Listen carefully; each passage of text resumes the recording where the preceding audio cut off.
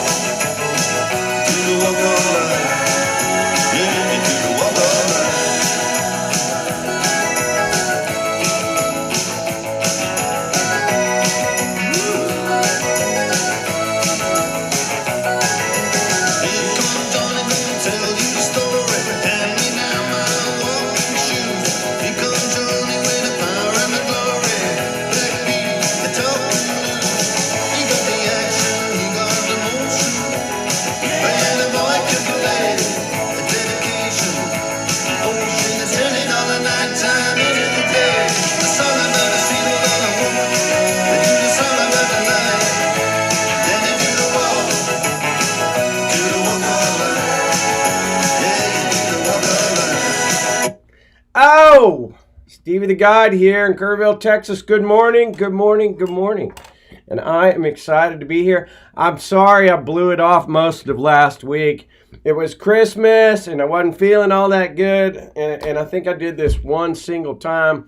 But I just, there's still a part of me that doesn't want to do this. But it is my exercise now. And for the small, deeply disturbed following that's out there that encourages me, thank you. I appreciate it very much. I really am trying to do this just for myself, and it's a good exercise. And being myself, however that comes out, you can't screw up being yourself. You're not going to make any mistakes when you're your genuine, authentic self. And so here I am once again on the banks of the Guadalupe River in Kerrville, Texas. And it's 5 a.m. And I'm just going to chit chat with you for an hour or so and see what comes up. I hope you've had a great year. We're just on the brink of the end of this year. Tomorrow's the last day of the year. And so it's usually a time for reflection and, what happened all this past year. And who we saw and what we did and how we felt and what we read and what movies we saw and liked and songs we sang.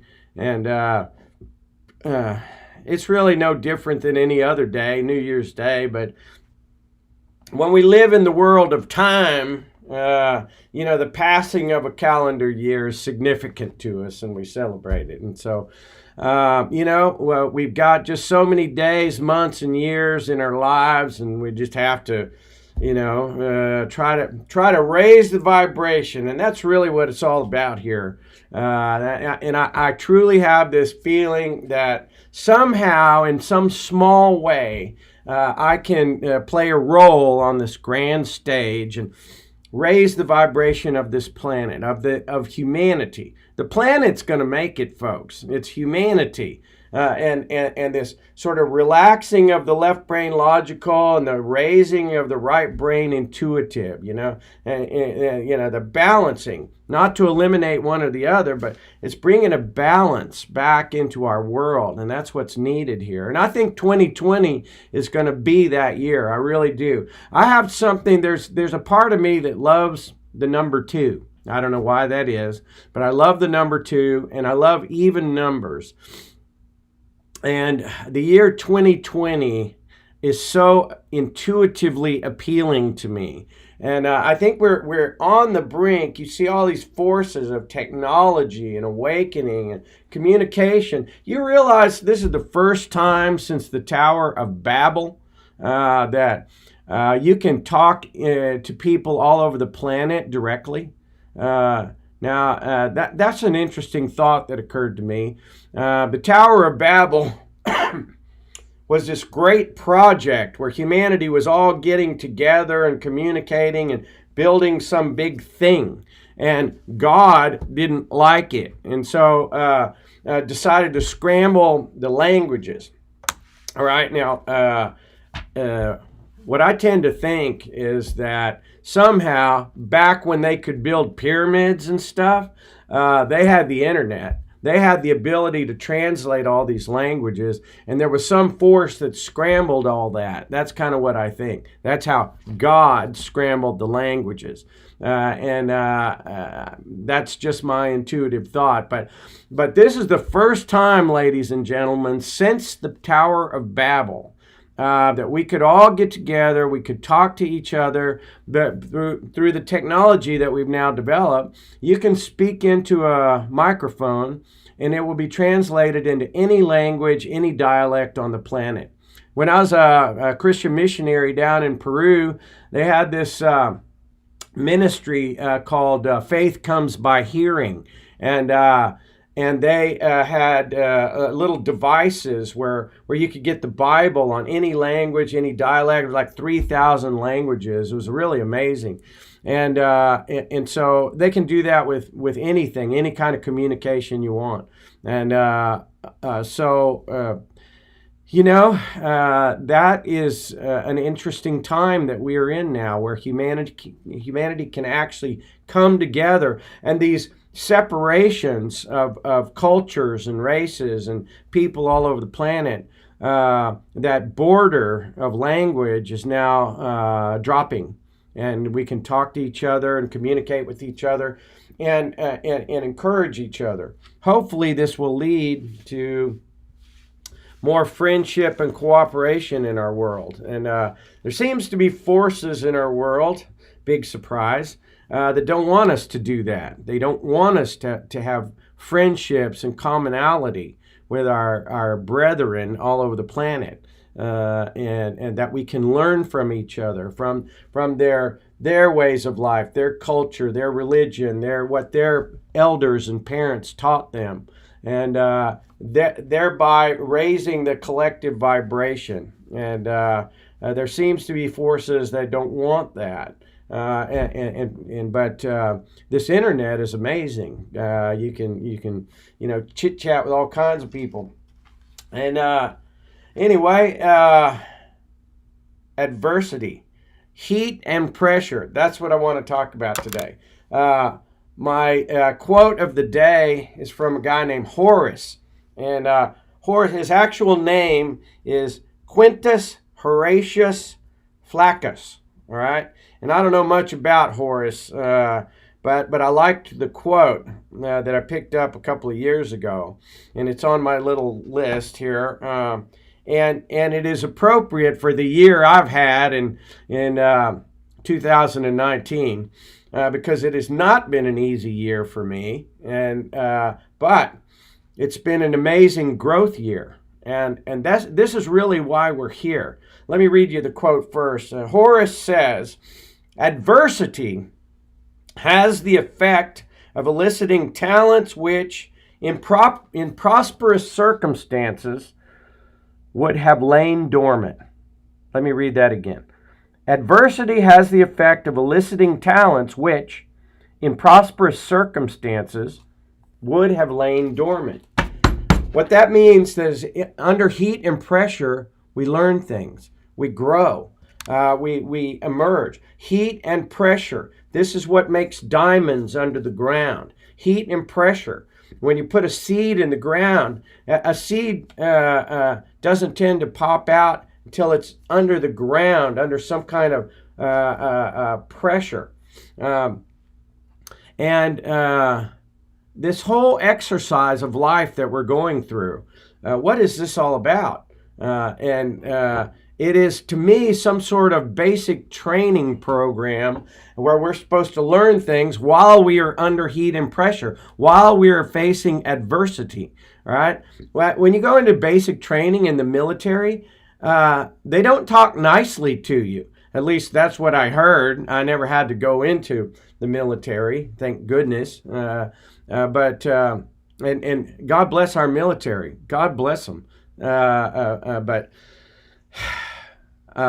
I don't know if I'd have been able to handle that. They put you under tremendous heat and pressure in basic training. They don't talk nicely to you. They make you go through all kinds of hardship in a very short period of time, and they work you emotionally, physically, and mentally.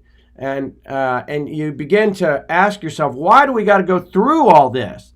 And the answer is that your supreme commanders, they know that you are about to enter a larger theater of operations, okay? You're about to enter a larger theater. You're here in the States, usually in basic training, and you're going through all these exercises, and you are very shortly going to be transported to some other larger theater of operations, especially if you're in wartime. And those commanders know what you're about to do. And they also know, they evaluate you, and they know that you're going to have a certain type of job. So you need a certain type of training in order to do that job. And I really feel like that's what this whole walk of life is all about. It's a basic training exercise. And I've spoken before about being blinded. When I went through scuba diver instructor training, they put this piece of tinfoil in my scuba mask where I couldn't see, and they put me down in this water where I had to feel my way through there. And there were these instructors down in there that messed with me, and shut off my air and put water in my mask and dropped this little cargo net thing on me. They wanted to see if I was going to panic. They wanted to see if I could draw on those resources deep within me and calmly work my way through it. All right? And it's under this heat and pressure that we learn that our best qualities come out, hopefully, and that we find resources that we didn't think we had. I once went to a Tony Robbins seminar out in Hawaii. I may have mentioned this before. 1989 in Maui. 850 people took over the Maui Marriott with Tony Robbins and a bunch of guest speakers. And this guy had us walking on 45 feet of red hot burning coals barefooted. I did this, all right? It's called the fire walk. He puts you in this calm mental state and has you walk barefooted across fire. I was so astonished when I did it that I didn't feel anything. It felt like I was walking on cornflakes. And it was so astonishing to me that I walked around in the line. I did it again. So I've done it twice. He also had us climb up a 50-foot telephone pole, on the little hooks that the telephone men climb on. You climb all the way top of this thing. You have a harness and guys belaying you with a rope. But you climb up this thing, and then you got to stand on top of the telephone pole, which is a real trick. If you've never climbed the top of a telephone pole and tried to stand on the very top of it, that is the trick right there. And then once you get up there and you stand on top of this telephone pole, there's a trapeze 15 feet out, and you got to dive out there and try to grab it. All right, and Tony Robbins is famous for doing all these kind of wild things that put you under heat and pressure. And here's the reason why he does this crazy stuff is because when you look at something like a 45-foot bed of hot coals and you're told to walk across it barefooted, the first thing that comes to your mind is, no, I could never do that. I can't do that. That's impossible. I cannot do that. All right. But then when he prepares you in a mental state, and then you walk out there and do it, and then you look back and you say, wow, I did that. just a few minutes before I said I couldn't do it, and now I have done it. And so what is the question that comes to your mind? If I can do something I thought I couldn't do, well, what else can I do? What else can I do? And it raises your vibration. It raises your awareness. That heat and pressure, and once you pass through it and you succeed, all of a sudden you get new information. You get new resources that begin to come to you. You say, wow, what else could I do? I thought I couldn't take that job, but maybe I could. Maybe I could. I thought I couldn't write that book, but gosh, maybe I could. I thought I couldn't, for months I thought, no, I can't talk in front of this camera to the planet. But and I put myself under a lot of heat and pressure before I came and did this, but there was a couple of breakthroughs, a couple of very important people in my life who encouraged me, and they helped raise my vibration just enough to where I'm not so afraid anymore. And now as I do it and do it and do it, my vibration goes up. And my left brain logical, it says, no, you can't do that. It relaxes. The right brain intuitive says, hey, flow with it, flow, and it happens. And so, I'm on a mission, a mission from God. What did Jake and Elwood say? This is far more important than any domestic situation you may currently be experiencing. I'm on a mission from God. And letting whatever resources I have freely flow is important, all right? May not be important to you, but it's important to me. And it's important that I flow it out there. And what you do with it is your business. It's not important to me what you do with it. It'd be nice. The encouragement is nice, but I don't need it. I have to, sure, all right? And whatever your art is, I'll say it again and again and again. Whatever your art is, you must do it. You cannot let these songs die within you. Here we are at the end of another year, 2019, almost over. Tick tock, tick tock. How much time do you got left, huh? All right. Whew. My hair's all messed up today. Anyway, do your art. If it's music, my brother Eddie down there in Goliad, Texas, he plays the most beautiful music. He's got this country band, and they started kind of slowly. Now they're running around to all these bars. He's such an inspiration to me. I love you, Eddie. I love you, man.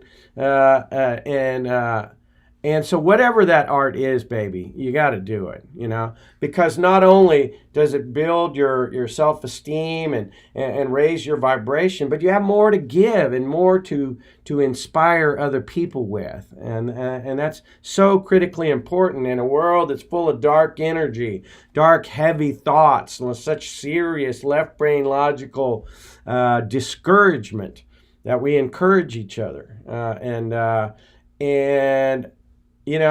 I talk every day. I try to figure out every day who is the starfish of the day. The starfish of the day.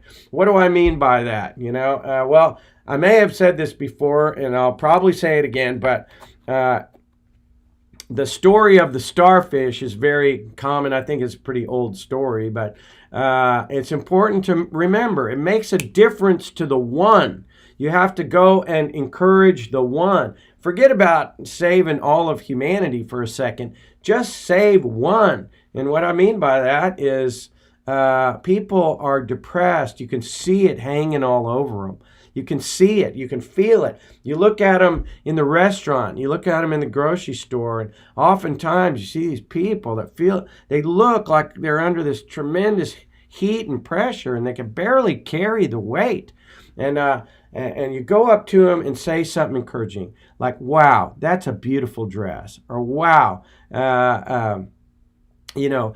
I like to say, it's a little bit forward, but you know what? I tend to be a little forward sometimes. Once in a while it turns people off, but most often people like it when you say hello in there.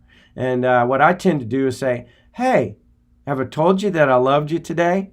And this lady yesterday, I was in the grocery store, and she just perked up all of a sudden. She was, wow, I love you too. And you could just see her whole posture, her whole energy changed when you share a little love, you take a risk. And what I mean by the starfish is the story of the starfish, where the old man is sitting on the porch and he sees a little boy walking down the beach throwing things into the ocean. And he goes out there one day and he says, "Little boy, what are you doing?" And he says, "Oh, I'm saving starfish." And the man looks down the beach and there's all these little starfish that have washed up on the shore, and they're beginning to dry out and die in the sun. And the little boy is picking them up, throwing them back into the ocean. And he says, "Little boy,"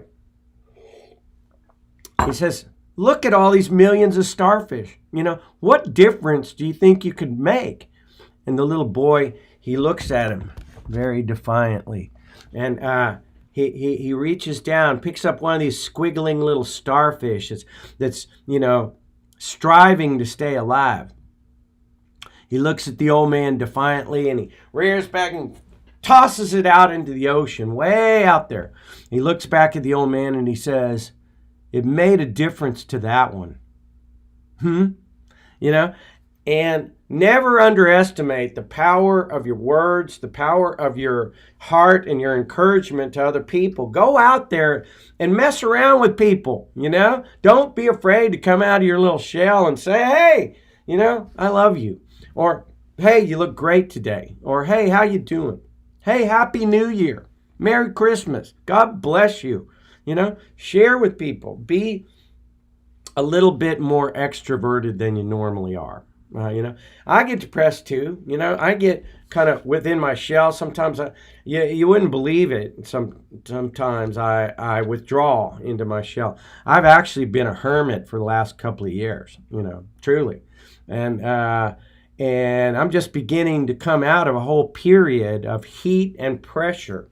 And it's been a recovery time for me. That's part of the reason I do this, is because I need to sort of come out of my shell a little bit, to shed the old skin. They say the snake who can't shed its skin dies, all right? The lobster who can't get out of that old shell and shed it off and grow a new one that's full of more space, they perish. They die. You have to be able to shed the skin. And if this year has been about anything, it's struggling to get out of that old skin and let the new grow. And that chick that's trying to peck out of the egg, or the butterfly that's trying to work its way out of the cocoon, no one can help them get out. All right, that's an interesting point. The chicken or whatever bird is trying to get out of an egg, you can't take pity on it and try to help it crack out of that egg. You'll kill it or you'll cripple it. I read a story one time about a lady who was watching a caterpillar or a butterfly. It was trying to get out of its cocoon. And it worked and worked for a while, and then it stopped and rested. And she thought it had given up. So she took a pair of scissors and she snipped a couple of little places on that cocoon to help it get out. Well, it got out and it lived, but it never was able to fully develop its wings. The wings were deformed. And the reason is that little butterfly needed to use all its strength to get out of that thing. And it pumps a bunch of blood or nutrients or something into those wings and pushes its way out of that cocoon, and thereby giving the wings strength to extend and dry and ultimately fly around and be beautiful. And so as we go through this heat and pressure, it's at least comforting to me to know that there's a higher purpose for all this. And that we do have to struggle. We are here to struggle, and it's not easy when we're going through it. I know, but there is a higher purpose to it all. And if you persist and break through, you'll get to a higher plane, and you'll feel. I feel like I'm wiggling out of this cocoon. I'm hatching out of this egg, and I'm feeling a little better. I'm feeling a little better, and so. Keep moving. Don't withdraw, and certainly don't cover yourself up with chemicals that lower your vibration. Don't eat food that lowers your vibration. Try to be selective about what you eat, who you talk to, what activities you engage in. Be silly. Be out of the box a little bit, and do everything you can. Be attentive to how your vibration is at any given moment during the day. It's got to stay high. It's got to you got to feel better, and you can tell. But we're so oftentimes, and I know about this. Oftentimes, we get used to being in a low state of vibration, and we go dormant, we go asleep, and we begin to think, there's no compelling future out there.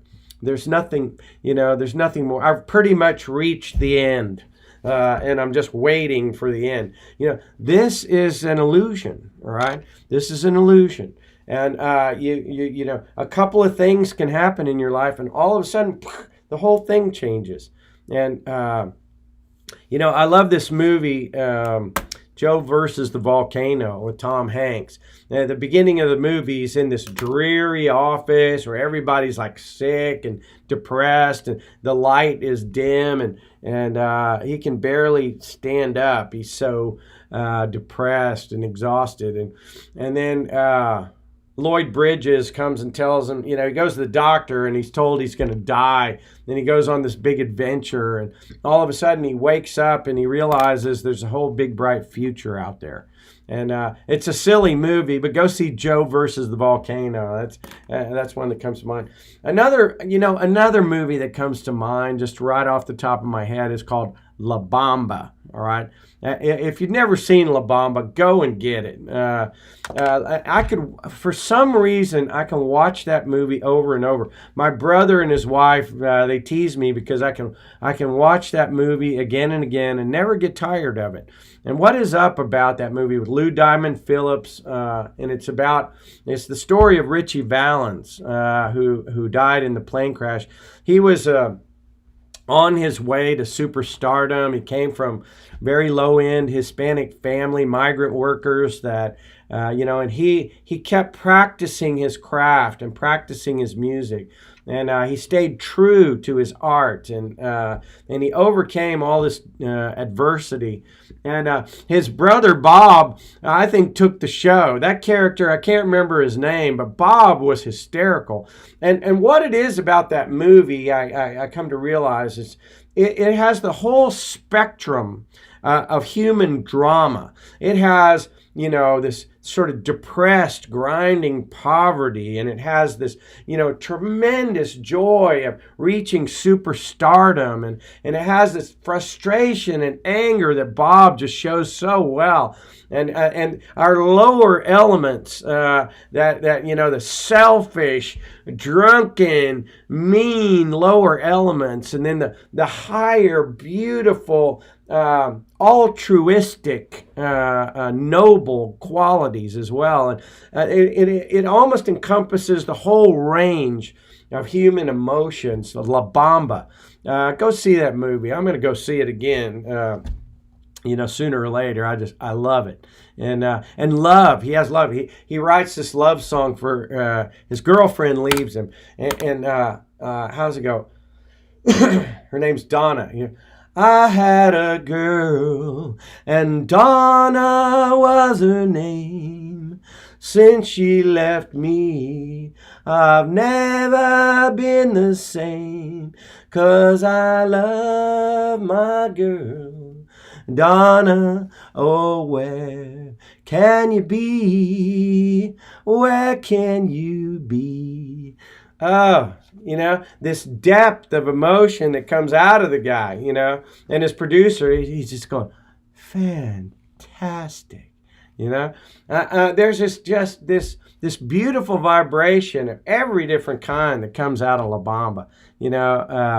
Lou Diamond Phillips later said it was just this Cinderella role. He came from nowhere. They had this long search for the right Richie Valens in that movie. And Lou Diamond Phillips was a nobody that came out of nowhere. And he just, he touched the chord and they gave him the role. And it sent him, to the moon. And just when you think, that's a good point. Just when you think that nothing is happening, something can happen. All right. I'm reminded of a couple of different people. One of them is that cat that he was in the Rocky Horror Picture Show. You remember the transvestite Baron Frankenfurter, or whatever his name was, the lead character in the Rocky Horror Picture Show. This guy was nobody before that role. He was nowhere to be seen. And after that movie, he went in. He had movie offers coming in from everywhere. He said, the quote that I remember, he says, 1 minute I was eating beans and weenies, beanie weenies in my, little apartment somewhere. And the next minute, I was laying on a float in Jack Nicholson's swimming pool. It happens just like that. Another guy that comes to my mind is, I think his name is Gavin MacLeod. He was the captain of the Love Boat, all right? This guy, if you remember, if you're old as I am, you remember way back in your history, there was a TV show called McHale's Navy with Ernest Borgnine. And this guy, Gavin MacLeod, was one of the extras in McHale's Navy. And I read this beautiful article about him where he went through lots of heat and pressure in his life. He wanted so badly to be an actor, and he couldn't get any work. And he went through all these trials. He actually tried to commit suicide at one point. And he couldn't find a role and couldn't do his passion. He couldn't do his dream. And it looked like it was just about over when all of a sudden he got the role as the captain of the Love Boat, and Captain Stubing. And you got to be pretty old to remember that show too. But he was 60 years old, about my age, and he got this wonderful role as Captain Stubing. And all of a sudden, he's internationally famous. He's got a beautiful wife. He's making all kinds of money. And his comment in that People magazine article was, "Don't give up. It can happen at any time." And that's a wonderful story of someone who endured. Now, the other side of that coin is this lady, and I forget her name, but she was also an actress back in I want to say the 20s or 30s, maybe 40s, but I think it was more like the 30s. And she got a role in a movie as a supporting actress, and it made her dream about being a big star. And many people said she just, she was going to be a big star, and she turned in this beautiful role as a supporting actress with another big movie star, and she was on her way, but she just, she go to all these auditions, and she couldn't get a part, and nothing was right, and she tried and tried and tried, and she just couldn't get into a movie. And she became depressed, and finally, after a certain amount of time, she just decided that it wasn't going to happen. And when she decided that, she was just like, well, it's all over. And so what did she do? This young aspiring actress climbed to the top of the Hollywood building, or the Hollywood sign. That big Hollywood sign there, the famous Hollywood sign? She climbed on top of it and jumped off and killed herself, okay? And it was a real tragedy. And later, when they were cleaning out her apartment, they looked in the mailbox and they found an invitation for her to be in this great movie. It was the movie of her dreams, and she couldn't wait, all right? She jumped off the Hollywood sign and never realized that success. And so, like Gavin MacLeod says, one never knows when it's going to happen. You never know when it's going to happen. There are things that we wish for, that we dream about, and we just have to go through this heat and pressure, and it turns us into something else, something new. Think about this. You know, when that little caterpillar goes into the cocoon, and this is an interesting thing. When it goes into the cocoon, it doesn't just sort of grow some wings in there and pop out as a caterpillar with wings. It actually turns into a liquid goo, all right? That caterpillar turns into a goo inside of that cocoon, complete liquid, and then morphs into a butterfly, all right? Now, how in the world does this happen, all right? A liquid inside of a little fuzzy container magically turns into a butterfly. How does human sperm and egg turn into this? What I submit to you is that somewhere in the midpoint of your life, you turn into some kind of a goo. And you are supposed to morph and graduate into this other thing, all right? And this higher vibrational thing. You come out of that goo state, in that heat and pressure inside the egg, inside the cocoon, and you pop out the other side. If you have the strength and the fortitude and the patience to come out, and when you pop out, then it's not, that struggle's not over. You still got to climb out of it and climb up onto a branch and dry your little wings a little bit and stabilize, and then you can learn how to fly. And in the afternoon and in the sunset and twilight of your life, you get to fly around as a glorious butterfly. Now that is a beautiful picture, and that is to which I aspire. All right, and so do not give up. All right, when you're almost there, it's the hardest. All right, and so if you got to take a rest, getting out of your little cocoon, rest. Don't be impatient with the process. I'm talking to myself here because I'm a very impatient, curious boy. All right, and I just I want it to happen now, but. Remember to breathe, all right? Remember to breathe and allow the process for you to come completely out. Stretch your wings and fly. And that meditation is so important. And I'm going to say it every single time. And I'm saying it to myself. I had a wonderful meditation this morning, by the way. About 3:30 in the morning, I meditated for about 40 minutes. And it was so delicious, all right? And it doesn't always happen for me because I got an active little monkey mind that doesn't want to shut up, all right? As you can plainly see. But to get this monkey mind seated and like Dr. Joe Dispenza talks, to make it sit like a dog, all right? Make this body sit down in the quiet, in the darkness, in the stillness, and to get that chattering little monkey mind to calm down. And just by simply telling that mind to pay attention to the breathing, give your chattering monkey mind a job, all right, by pay attention to the breathing, all right, and it will calm down, with a little practice.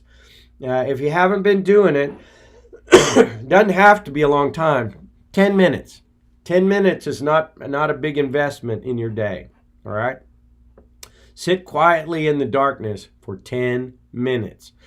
And if you do that over and over and over, it's going to change your life. All right? I promise you it will. And you begin to understand the practice of meditation. We're not taught that in this country very much. And it's only because in early life, I lived in China and Southeast Asia and also in Hawaii, where I became, at least initially, exposed to meditation. It's much more common over there. And it's an art. And forget about an exercise program or starting, any kind of new activity in 2020 until you have started a meditation practice, because it is from there that all those other activities will surface. All right.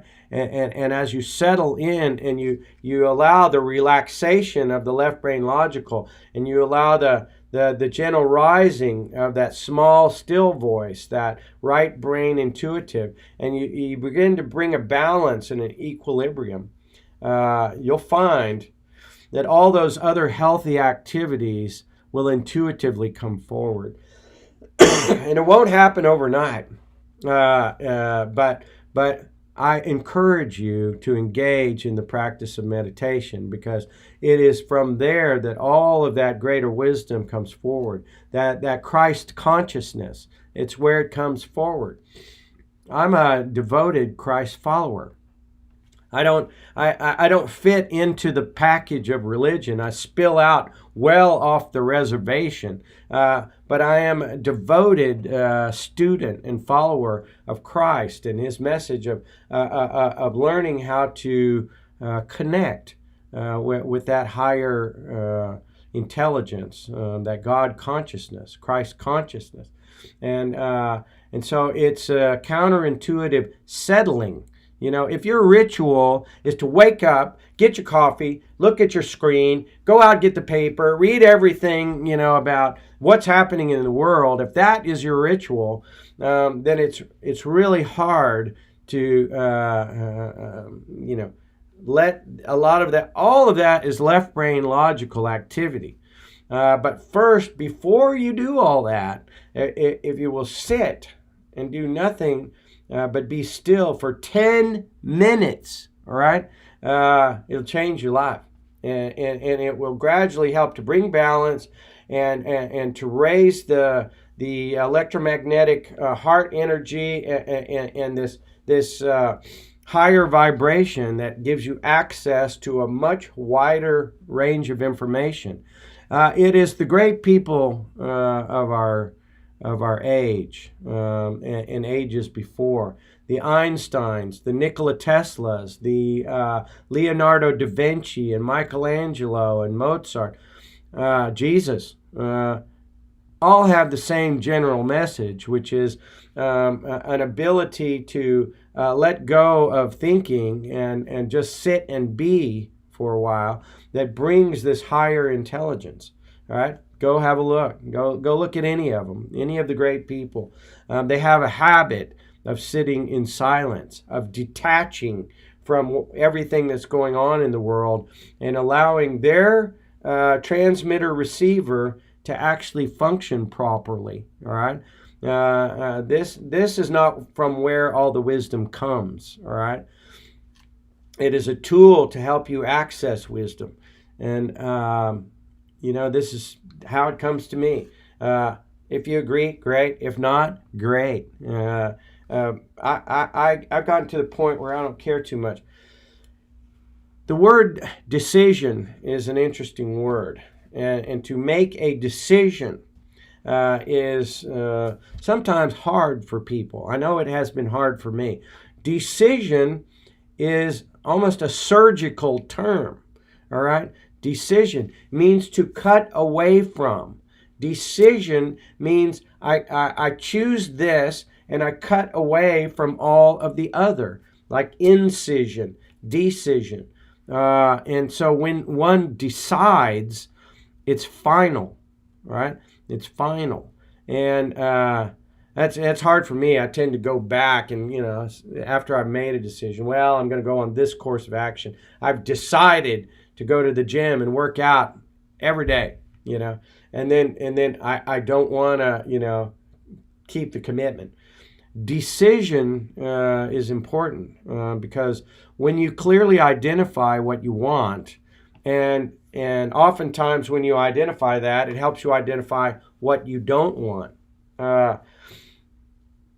You make a decision to cut away all those things that you don't want. And one of the handicaps I know I've had is that I don't clearly decide. I don't plan. I don't set goals very well. I don't clearly decide what I want.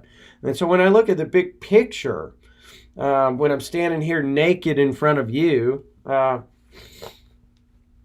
I'm sorry, I've had a little bit of a cold this past week. But as I stand before you naked, ladies and gentlemen, and I do that because I love you very much, and I'm willing to give you my authentic self, and it's because I love you. As I stand here naked and look at myself, I don't want to make a decision, a commitment. I can clearly see that I want to be in great physical health, and I want to be a well-balanced human being, well-educated human being. I want to have all those Christ-centered virtues. I want to be able to meditate and to become enlightened like the Buddha, enlightened like Christ, enlightened like Krishna, and to be developed, to strip away all that does not serve me, and so to let my light shine. You come into the world a shining little beacon. The world covers you up with all sorts of garbage, that just allows a little bit of your light to shine. And so as you come out of this cocoon, you're pulling away and you're identifying things that do not serve, do not allow your light to shine, do not allow your vibration to go up and to its highest and fullest. And so I guess what I'm trying to say is there's a part of me that is afraid of letting the full light shine, all right, to come forward completely. What is Marianne Williamson says, our deepest fear is not that we are inadequate. Our deepest fear is that we are powerful beyond measure. It is our light, not our darkness, that most frightens us. And you say, who am I to be brilliant, gorgeous, talented, and fabulous? Actually, who are you not to be? You are a child of God. Your playing small does not serve the world. All right? And what is this about anyway? Are we just in it for ourselves? Are we just in it for me, moi, me and mine? Am I just here to grab some money and pay the bills, get through it, survive until I die? You ain't gonna survive, okay? News flash. Your physical body is not going to survive, right? And so this is a temporary deal. We tend to forget that. We tend to forget that this is a temporary contract. It's just a basic training exercise. And we think we're going to survive, right? And it's an illusion. You're just here to learn a few things, and then you go. And so the best things that you can do are to try to serve humanity in some capacity by balancing yourself, practicing your art, letting that higher consciousness come forward, and then using those natural giftings to serve the people around you, and in doing so, to serve yourself and serve the people that you love. And it really is about love. It's about love and not worrying too much about how you look when you're trying to accomplish all that, when you're loving people, not worrying too much. Because this loner body, this is going to go, right? This is going to return to the earth to feed daisies, pushing up daisies. You'll be pushing up daisies, and at least this body will. But the spirit, it's whatever it collects. And so raise your vibration to its highest level. Clear off the garbage. Get out of the cocoon. Spread the wings, however they look, and be unique. There's this ridiculous notion, an absurd notion, that we're supposed to somehow fit in, all right? We're supposed to fit in with everybody and be normal, This does not work for me. It never worked for me. I've tried. I've banged my head against that wall for quite a few years of being normal, all right? Doesn't work for me, all right? It does not work, and I'm willing to freely admit it, all right? Franklin Roosevelt said, try something. If it doesn't work, admit it frankly and try something else. But above all, try something. And if you can see that what you've been doing over 2019, and really all the years from right now all the way back to when you were born, take a look at that really close. In these next 24, 48 hours before we get into 2020, take inventory and ask yourself a simple question. Is what you've been doing, does that really work for you? Does it really work? Are those relationships working for you? Is that diet and nutrition working for you? Is that job really working for you? All right. Is your daily routine really working for you? All right. Identify those things. Think about it, and decide. Decide. Make decisions in the next 48 hours. Make decisions about what works and what doesn't work. And then it doesn't all have to change when we hit the stroke of midnight, but at least you will have an awareness of what to move toward. Moving toward and instead of moving away. Instinctively, what the ideal person would be. Sometimes we build a box around ourselves and they say, well, I don't have enough money to do this, or I'm not the kind of person to do that, or I don't live in the right place to do that, or whatever it may be. We create these excuses. I know I have.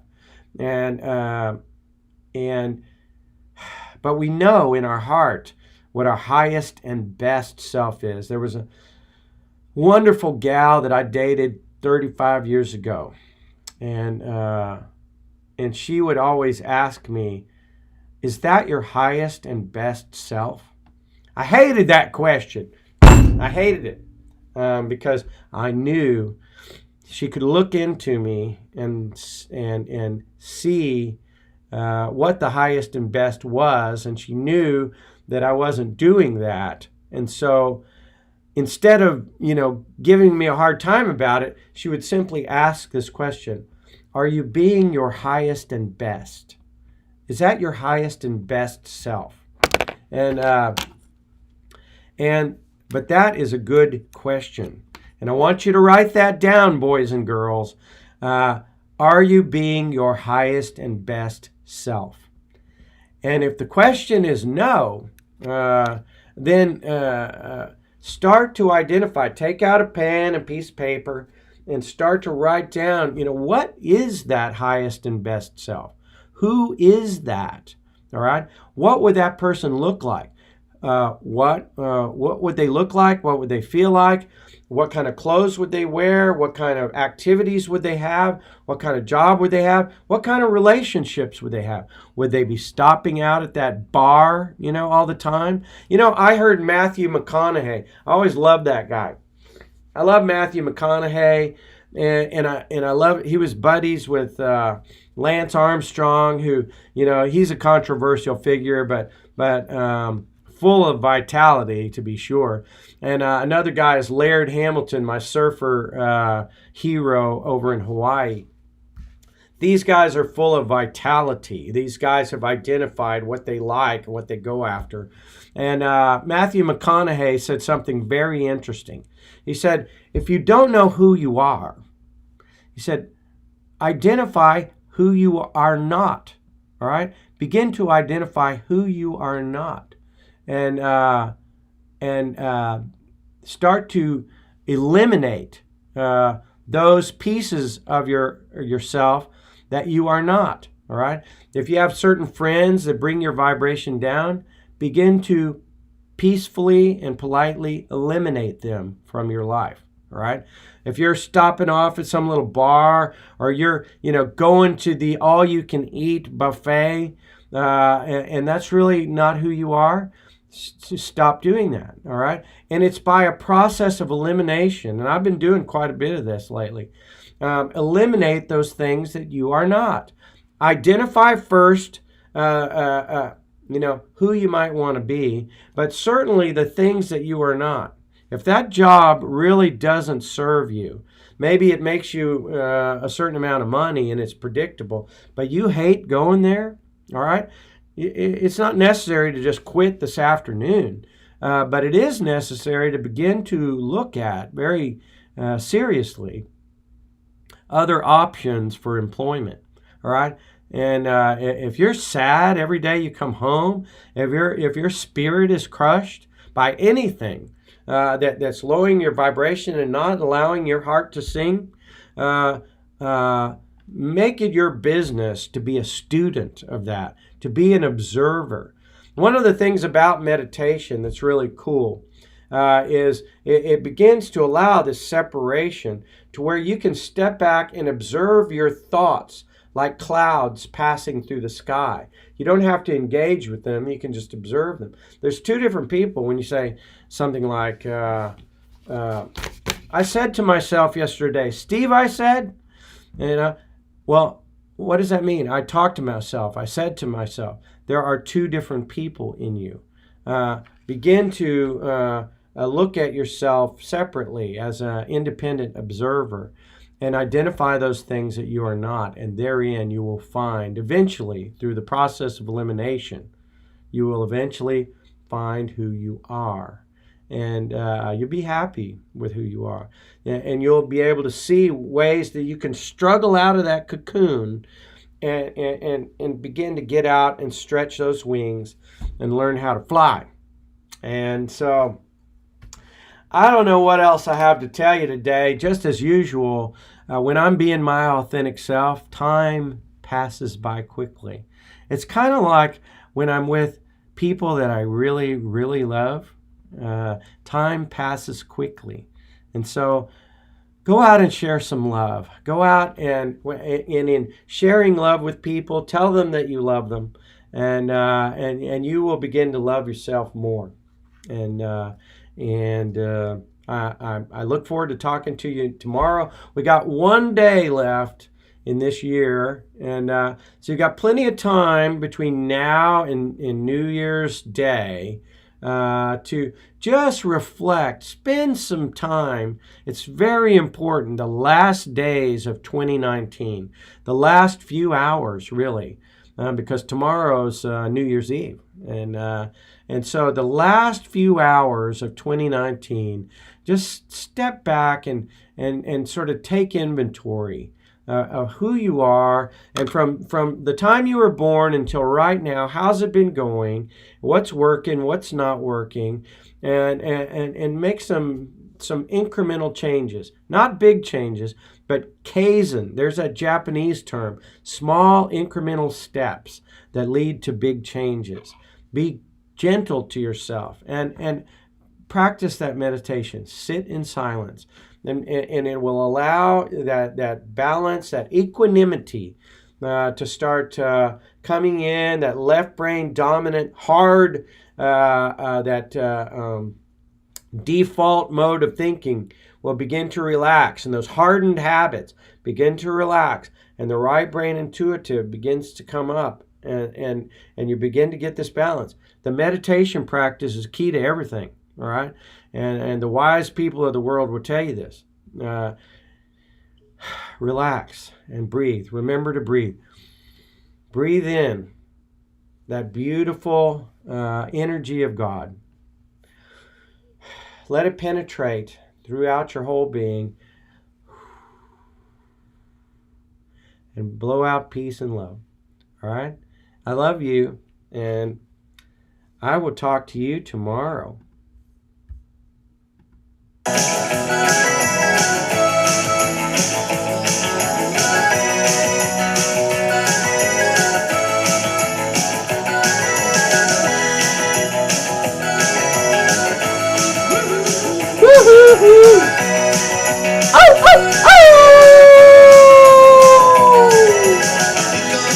Singing all these chorus, Papa Lula, baby, what I say. Here comes John.